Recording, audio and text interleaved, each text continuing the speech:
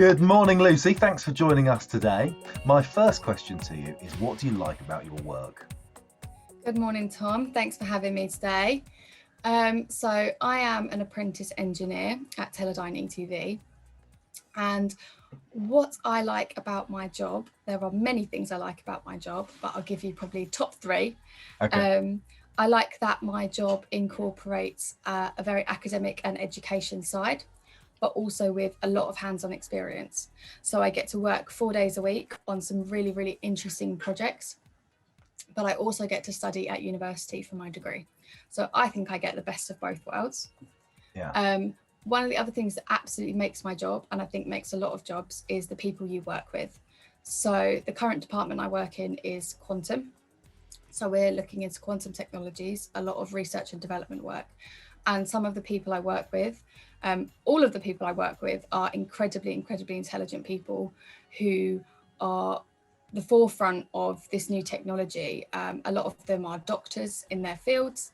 And being able to work with those people on a day-to-day basis as an apprentice is absolutely incredible. And the knowledge that I get from them is it's priceless. You cannot get that in many other places. Yeah. Excellent. And how did you get started on this? So I actually applied for the same job that I do now at 16. So after my GCSEs, the company I work for, we run two different apprenticeship schemes, a technician scheme and an engineering scheme. The technician scheme starts after GCSEs, so at 16, and that takes you through a BTEC level 3. The higher scheme, the engineering scheme, starts after your A levels, and that takes you through a degree scheme for 5 years, long time, which is what I'm on now. Okay. But I applied at 16 and didn't get it. I didn't get the job. So I was like, okay, no worries. I'll go and do my A levels, which I did. And then I took a gap year just to really make my mind up. And then kind of fell back into it again on a higher level. I think how I kind of fell into it, I didn't fall into it. It was a really informed decision. They advertised the scheme in a lot of places, especially locally in Chelmsford. And I'd known somebody from my secondary school who had already followed on in the scheme. My dad is also an engineer, and I grew up kind of like working with him down the garage. He's just over there. I grew up working a lot with him down the garage and stuff like that. So I kind of already had a little bit of that mindset. But I think it's definitely so important to consider,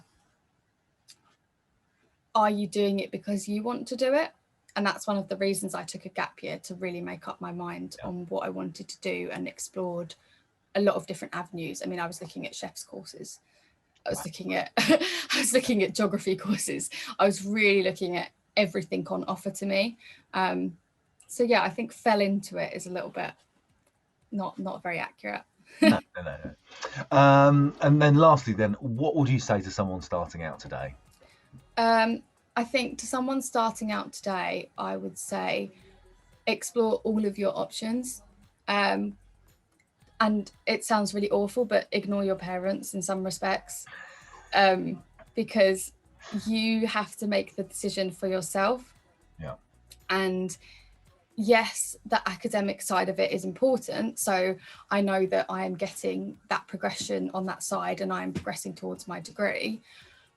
But that's 1 day a week of my job, and the other 4 days a week I've got to go to work and enjoy what I'm doing, and that's really, really important. And I think that's something to definitely consider when you're looking between university or an apprenticeship or whatever kind of avenue you're looking down, is that on a day-to-day, are you going to enjoy it? Because I think it's all well and good looking towards the future and saying, okay, I've just got to suffer it for 3 years to get my degree, because then I'll be able to get the job I want. Yes, there is an aspect of that in getting your head down, but you have to do what you enjoy and what's going to make you happy on a day to day, because there's nothing worse than being in a job that makes you miserable. That's my worst nightmare. So